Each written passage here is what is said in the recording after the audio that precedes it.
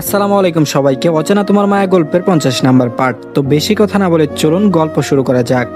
অনিতা রেহমানের সঙ্গে ইসানের খুব ভালো একটা সম্পর্ক হয়ে যাওয়ার পর ইজান প্রায়ই নাক ছিটকাতো, মাঝে মধ্যে ঝগড়াও হতো। কলেজের পাঠ চুকিয়ে ভার্সিটির গণ্ডিতে ঢুকে গেলেও তাদের ঝগড়া চলতো এখনো। পুত্রদের সে ঝগড়া বসে বসে দেখতেন আজিজ শেখ। থামানোর চেষ্টা করলেও লাভ হতো না। ছেলে দুজন কিছুতেই তার কথা শুনে থামতো না, আরো বেশি করতো।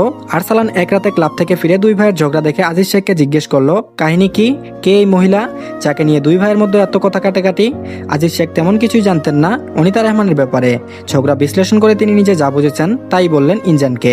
তারপর বললেন, ওদের এক কলেজ টিচার ইহসান আব্বারে নাকি মায়ের মতো বুঝ পরামর্শ দেয়, পড়াশোনায় সাহায্য করে, ভালোই নাকি সম্পর্ক ম্যাডামের সঙ্গে, তারে নিয়েই ঝগড়া। ইনজান বলল, এটা ঝগড়ার বিষয়? আজিজ শেখ বলল, হ আব্বাজান, ইহসান ওই মহিলারে বেশি পাত্তা দেয়, মায়ের সাথে তুলনা করে, তাই ইহসান মহিলারে পছন্দ করে না, কি নাকি একটা বলেছে, এই নিয়েই ঝগড়া করতেছে।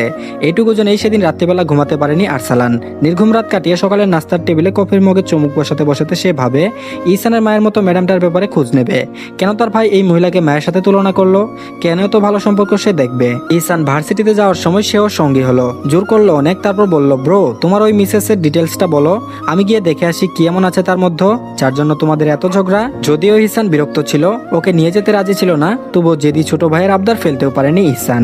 ভার্সিটি যাওয়ার পথে আরসালানকে নিয়ে কলেজে গিয়ে অনিতা রহমানের সঙ্গে পরিচয় করিয়ে দিয়ে বলেছিল, আমার ছোট ভাই, বলেছিলাম না ওর কথা, আপনি আমাকে ছেলের মতো দেখেন শুনে আপনাকে দেখতে এসেছে। বাড়ির সব কটা বুঝলেন, আমাকে নিয়ে হিংসাই চলছে। অনিতা রহমান এসব শুনে মিষ্টি করে হেসেছিলেন ইনজানের দিকে তাকিয়ে। লম্বা চওড়া দেখে বলেছিলেন, তুমি তো খুব সুদর্শন দেখতে, ছেলেরা এত সুদর্শন হয়? আমার নিজের একটা ছেলে হলো না, তোমাকে দেখে তো আফসোস হচ্ছে। বেপুরা বোখাটে মেয়ে বাস আরসালান ইনজান সেদিন বড্ড অবাক হয়েছিল। নিজের চেহারার প্রশংসা শুনে প্রথমবার লজ্জা পেয়েছিল। মুগ্ধতা মেশানো কণ্ঠে বলেছিল, আপনার হাসিটা আমার আম্মার মতো। অনিতা রহমান বলল, ব্যাপার কি? আমার মধ্যে তোমরা নিজের মাকে খুঁজে পাও সবসময়, স্ট্রেঞ্জ। আর তুমি তো দেখছি ইসানের মতো, প্রথম পরিচয়েও তোমার মতো করেই কথা বলেছিল। আরসালান শুধু শুনছিলই, ভালো লাগছিল ওর শুনতে। অনিতা রহমান ওর পড়াশোনা, পছন্দ অপছন্দ নিয়ে কথা বলছিলেন, ভবিষ্যতে কি করবে, কোন লক্ষ্যে এগিয়ে যেতে চাই সেসব ব্যাপারে জিজ্ঞেস করছিল। ইনজান জবাবে বলেছিল, সে ক্লাব খুলতে চাই, সেখানে ছেলেমেয়েরা রাতভর পার্টি দেবে, আড্ডাবাজি করবে, নাচ গান এসব হবে। অনিতা রহমান এসব শুনে হতভম্ব হলেও ওকে বলেছিলেন, এই বয়সটাতে এসব কিছু রঙিন স্বপ্ন মনে হলে আদতে এসব ভালো নয়, এগুলো সমাজ ও দেশ জেনারেশনের জন্য হুমকি স্বরূপ। তাই তিনি বলেন, পড়াশোনায় ফোকাস করে মানুষের উপকার আসা যায় এমন কোনো কর্মে নিজেকে দীক্ষিত করতে, তাতে মানুষের যেমন কল্যাণ হবে তেমনি মানসিক শান্তি লাভ করা যাবে। এভাবে কেউ কখনো কথা বলেনি ইনজানের সঙ্গে, বোঝায়নি ওকে কিছু। মিষ্টি কণ্ঠের অধিকারিণী অনিতা রহমানের স্নেহে ইনজান ভেতরে ভেতরে অনেকটাই গলে গেছিল। বাড়িতে ফিরে সে মনে মনে ভাবলো, এই মহিলার মধ্যে আসলে মামা ভাব আছে, সত্যিকারের মায়ের মতো, বন্ধুর মতো হওয়ার গুণ আছে। সালেহা বেগম তার বাবার দ্বিতীয় স্ত্রী, অথচ এসব জ্ঞান তার মধ্যে নেই। হেসেল সামলানো, বাড়ির কাজ সামলানো, স্বামীর নির্দেশ মেনে চলা আর মার খাওয়াই তার কাজ। কেমন হয় যদি অনিতা রহমানকে বাবার সঙ্গে বিয়ে দিয়ে তাদের মাকে বাড়িতে নিয়ে আসা হয়? তাহলে তারা সব ভাইরাই একজন ভালো শিক্ষিত, সুন্দরী, যত্নশীল একজন মা পাবে। কয়েকদিন ভেবে আরসালান ব্যাপারটা ইনজানকে শেয়ার করলে সে ঠাসিয়ে থাপ্পড় বসিয়ে দিয়েছিল। ইহসানকে বলাতে সেও চোখ গরম করে বুঝিয়ে দিয়েছিল দ্বিতীয়বার এই কথা ভাবনাতেও যাতে না আনে। আজিজ শেখকে বলতে তিনি দীর্ঘশ্বাস ফেলে বলেছিলেন, এইসব কোনো কথা আব্বাজান? এর মধ্যে সীমাবদ্ধ ছিল আজিজ শেখের কথা। এরপর তিনি এ বিষয়ে মাথা ঘামাননি, আগ্রহও দেখাননি। তবে আরসালান রুষ্ট হয়েছিল খুব। তার কুটিল ও জঞ্জালে ভরপুর অসুস্থ মস্তিষ্ক নিজের দেহেই অটল ছিল। কেউ তার চাওয়া পূরণ করবে না বুঝতে পেরে খুব রাগ হচ্ছিল ওর। ঠিক করে সে অনিতা রহমানের সঙ্গে দেখা করে নিজে থেকেই প্রস্তাব দেবে। একদিন অনিতা রহমান কলেজ ছেড়ে বাড়ির পথ ধরেছেন, পথে টুকটাক কিছু বাজারও করেছেন। চৌরাস্তার মোড়ে পৌঁছাতেই হঠাৎ ইনজানের সঙ্গে দেখা। চিনতে পেরে হাসি মুখে সৌজন্য বিনিময় করেন অনিতা রহমান। আরসালান তার জবাব দিয়েছিল গুমরা মুখে। সৌজন্যবোধ রক্ষা করে প্রস্তাবটা দেয় সোজা সাপটা।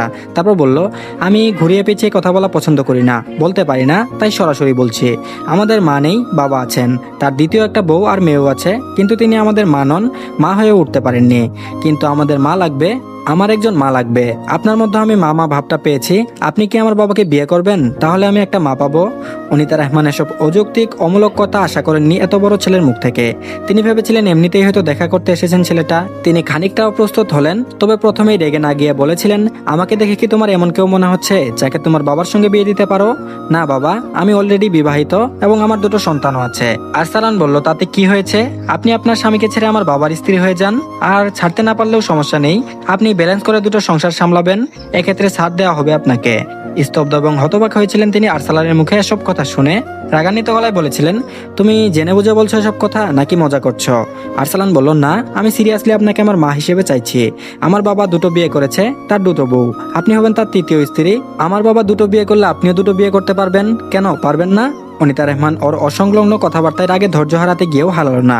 স্বাভাবিক কণ্ঠে বললেন, বুঝেছি তোমার মা লাগবে, তোমার বাবা দুটো বিয়ে করেছে, কিন্তু তোমার ধর্মীয় সামাজিক জ্ঞান খুব কম। না হলে তুমি জানতে ইসলাম ধর্ম মতে একজন পুরুষ একাধিক বিয়ে করতে পারলেও একজন নারী তার স্বামী বেঁচে থাকা অবস্থায় কখনো বিয়ে করতে পারবে না। তাছাড়া আমি আমার স্বামী সন্তান নিয়ে খুব সুখী আছি, তাই প্রশ্নই ওঠে না তাদের ছেড়ে যাওয়ার। আর যত ঝড়ঝাপটাই আসুক না কেন, আমি কখনোই কারো তৃতীয় স্ত্রী হব না, কারণ আমি আমার স্বামীকে খুব ভালোবাসি, আমার মেয়েদেরকে ভালোবাসি। আমি বুঝতে পারছি তোমার মা দরকার, মায়ের স্নেহ দরকার, কিন্তু দুঃখিত, আমি তোমার বাবাকে বিয়ে করতে পারবো না। কোনো ক্রমেই অনিতা রহমান রাজি হচ্ছেন না দেখে আরসালান জোরালো কণ্ঠে হুমকি স্বরূপ বলেছিলেন, আমার বাবা খুব বড় লোক, তার টাকা পয়সার অভাব নেই, পাওয়ারফুল সব লোকজনের সাথে উঠা বসা। আমি বললে এক কথায় সে আপনাকে কিডন্যাপ করে ফেলবে, তাই ভালোই ভালোই আপনি আমার মা হতে রাজি হয়ে যান। অনিতা রহমান প্রচন্ড রেগে থাপ্পড় বসিয়ে দিয়েছিলেন ওর গালে। তারপর বলল, এসব কি অভদ্র আচরণ? তুমি আমাকে হুমকি দিচ্ছ? Who are you? Who is your father? ইসানের ভাই তো? তোমার বাবার নাম আজিজ শেখ? তুমি বড় ব্যবসায়ী? তুমি কি ভেবেছো আমি ভয় পাবো তোমার মতো পুচকে ছেলের হুমকিতে? টাকা আর ক্ষমতার ভয়ে বিয়ে করে ফেলবো তোমার বাবাকে এই মাঝ বয়সে এসে? নিজের স্বামী সন্তান ছেড়ে ভুল ভেবেছো তুমি? তোমার বাবা তোমাকে পাঠিয়েছে এসব বলতে?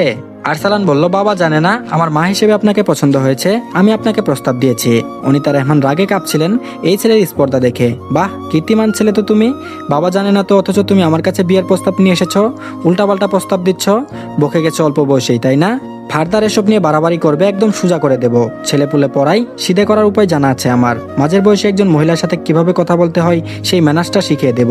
যথেষ্ট বড় হয়েছে তুমি, সামলাও নিজেকে রাস্কেল। চৌরাস্তার মোড়ে বহু লোকের সামনে দেওয়া থাপ্পড়টা ভালো লাগেনি ইনজানের। রাগ হয়েছিল ওর, কোনোভাবেই কম ছিল না এই অপমান। পরে এসব জানতে পেরে ইহসান ওকে প্রচন্ড মেরেছিল।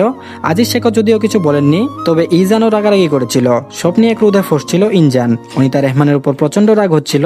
ক্লাবের এক বন্ধু ওকে বলেছিল, যার উপর রাগ হয় তাকে রাগের আগুন দিয়ে ভস্ম করে দিতে হয়, যাতে আর কখনো রাগানোর সুযোগটাই না পায়। একটা প্রতিশোধ নিতে চেয়েছিল সে অনিতা রহমানের উপর। কাকতালীয়ভাবে শীঘ্রই একদিন সেই সুযোগও পেয়েছিল। একটা বাচ্চা মেয়েকে নিয়ে গ্রোসারি শপ থেকে বেরিয়ে রিক্সা নিয়েছিলেন তিনি। সিগারেট কিনতে গিয়ে অনিতা রহমানকে দেখে গাড়ি নিয়ে পিছু করে আরসালান। উদ্দেশ্য ছিল ছোটখাটো ধাক্কা দিয়ে রিক্সা থেকে ফেলে দেবে অনিতা রহমানকে। তাতে একটু হাত পা ছুলে যাবে, বেশি হলে ভাঙবে, এর বেশি কিছু হবে না। ভাবনা মতোই কাজ করেছিল সে, কিন্তু পেছন থেকে ধাক্কা খেয়ে রিক্সাটার নিয়ন্ত্রণ হারিয়ে অন্য লেনে চলে যাওয়ায় ঠিক সেই মুহূর্তে বিপরীত দিক থেকে আসা মালবাহী ট্রাকের সামনে পড়ে ইঞ্জানের উদ্দেশ্যগুলো ভুল প্রমাণ করে দিয়েছিল। রিক্সাওয়ালা স্পট ডেড। অনিতা রহমানের ক্ষতবিক্ষত দেহ ও মুমূর্ষু অবস্থায় একটু দূরে 8-9 বছরের একটা বাচ্চা মেয়ে। ইঞ্জান ঘাবড়ায়নি, বিস্মিত হয়ে গিয়েছিল। এতটাই বিস্মিত যে তার নিজের গাড়িও যে পেছন থেকে আরেকটা গাড়ির ধাক্কায় চুরমার হয়েছে, তার মাথায় স্টিয়ারিং এর জোরালো ধাক্কা খেয়ে ফেটে গেছে, কাঁচে লেগে তার মুখ ক্ষতবিক্ষত হয়েছে, এটাও ধরতে পারছিল না সে। ডান ভুরুর মাঝখান থেকে ডান চোখ, গালের ঠিক নিচ অব্দি লম্বা যে গভীর দাগটা এখনো তার অসৎ উদ্দেশ্যের প্রতীক হয়ে রয়েছে। এই ঘটনার সময় ইহসান ভার্সিটির বন্ধুদের সাথে রাঙামাটি ট্যুরে ছিল। অনিতা রহমানের অ্যাক্সিডেন্টের খবর শুনে সঙ্গে সঙ্গে সেদিনই ফিরে এসেছিল সে। আর এতে যে ইঞ্জান জড়িত, ঘটনাক্রমে এটা সে জেনেছিল 2 সপ্তাহ পর। রোড অ্যাক্সিডেন্টে আহত হয়ে হসপিটালে অ্যাডমিট ইঞ্জান নিজেই গল্পের চলে তাচ্ছিল্য করে ভাইকে বলেছিল কথাটা। অনিতা রহমানকে হারিয়ে বিমর্ষ চিত্তে দিখারা স্তব্ধ ইহসান নিজের ছোট ভাইয়ের উদ্যুত্তপনা সহ্য করতে পারেনি। হাসপাতালেই মারধর করেছিল ওকে। হাত পায়ের ব্যান্ডেজ সহ টেনে ছিঁড়ে ফেলেছিল হাতের কেনোলা, রক্তের ব্যাগ, বালিশ চাপা দিয়ে শ্বাসরোধ করে মেরেই ফেলতো সে সময় যদি তাকে না এসে কর্তৃপক্ষ থামাতো। আজিজ শেখ, যিনি কখনো ছেলেদের গায়ে হাতই তুলেন না, তিনি পর্যন্ত ইহসানকে থাপ্পড় বসিয়ে দিতে গিয়েও থেমে গেলেন। ইহসান সেদিন বাবাকেও সিঁড়ি থেকে ধাক্কা দিয়ে ফেলে মাথা ফাটিয়ে দিয়েছিল। এত নিকৃষ্ট লাগছিল বাপ ভাইকে ওর যে দুজনের নামে থানায় গিয়ে অভিযোগ দায়ের করে বসেছিল। তবে মোটা অঙ্কের অর্থ কাটিয়ে পলিটিক্যাল পার্টি ও বড় বড় পজিশনওয়ালা আমলাদের হাত ধরে রাতারাতি দুর্ঘটনার সব এভিডেন্স ও যাবতীয় তথ্যাদি গায়েব করে প্রত্যক্ষদর্শীদের এমনভাবে হাত করে নিলেন আজিজ শেখ যে ইহসান পুরো হতভম্ব হয়ে গিয়েছিল। তার করা অভিযুক্ত ধূপেই টেকেনি, উল্টো তাকে ড্রাগস অ্যাডিক্টেড হিসেবে চিহ্নিত করে। ঝুঁকের বসে হসপিটালে ভর্তি অসুস্থ ভাইকে মারার চেষ্টা ও বাবার নামে মিথ্যা অভিযোগ আনয়নের জন্য সাসপেক্ট হিসেবেও সাব্যস্ত করা হলো। আজিজ শেখ মামলা করেনি যদিও ইহসানের বিরুদ্ধে, তবে এক রাত থানায় কাটাতে হয়েছিল ওকে। ঊর্ধ্বতন এক কর্মকর্তা নিজে গাড়ি করে এসে সারাত থানায় বসে ওকে বুঝ পরামর্শ দিয়েছিল। সম্পর্কেতে তো নিজের ছোট ভাই হয়, অপরিণত বয়সে না হয় একটু ভুল করেই ফেলেছে। অনেকেই এমন করে, কিন্তু তার জন্য জেলের ঘানি টানবে, ফাঁসির কাঠে গলা দেবে, এটা কি ঠিক? কেন নিজের ভাইয়ের শাস্তি কামনা করছে সে? কেন নিজের বাবার সম্মানহানি করতে চাইছে? অন্য একটা পরিবারকে জাস্টিস পাইয়ে দিয়ে তার কি লাভ হবে? এর চেয়ে ভালো নয় টাকা পয়সা দিয়ে মিটমাট করে নেওয়াই ভুক্তভোগীর পরিবারের সাথে। রিক্সাওয়ালা স্পট ডেড, তার ম্যাম অনিতা রহমানও মরেই গেছে। শুধু বেঁচে আছে তার ছোট মেয়েটা, আইসিইউতে মৃত্যুর সাথে পাঞ্জা লড়ছে। সব খরচ তার বাবা আজিজ শেখ বহন করবে, যত অর্থ লাগে লাগুক। বিনিময়ে আইনি ঝামেলা থেকে দূরে থাকুক ভুক্তভোগীর পরিবার। আর সে শুনে কিছু বলার রুচি হয়নি ইহসানের। কাঠ হয়ে বসেছিল সে, মাথায় ঘুরছিল অসহায় নাইমুর সাহেব আর মাতৃত্বহীন সিজার মুখটা। সকালের দিকে ছাড়া পেয়েছিল ইহসান। আজিজ শেখ নিজেই ছাড়াতে গিয়েছিলেন। মাথায় স্টিচ নিয়ে ছেলের দিকে নিতে এসে অফিসারকে টাকার বান্ডিল ধরিয়ে দিয়ে হাত মিলিয়ে বলেছিলেন, আদরের ছেলে, এক রাতে থানায় রাখছেন তাই এক বান্ডিল কম দিলাম। তো ধন্যবাদ সবাইকে। এই পার্টটি এই পর্যন্তই, আশা করি ভালো লেগেছে। আর নতুন গল্প দিয়েছি বাধ্য বিয়ে, যারা এখনো দেখেননি কমেন্ট বক্সে লিঙ্ক আছে অথবা আমার চ্যানেলে ঢুকে দেখতে পারেন। আর কেউ টেনশন করবেন না, সবগুলো গল্পই ধারাবাহিকভাবে শেষ করা হবে। তো ধন্যবাদ সবাইকে, ভালো থাকবেন সবাই, আর অবশ্যই আমাদের চ্যানেলটিকে সাবস্ক্রাইব করে রাখবেন।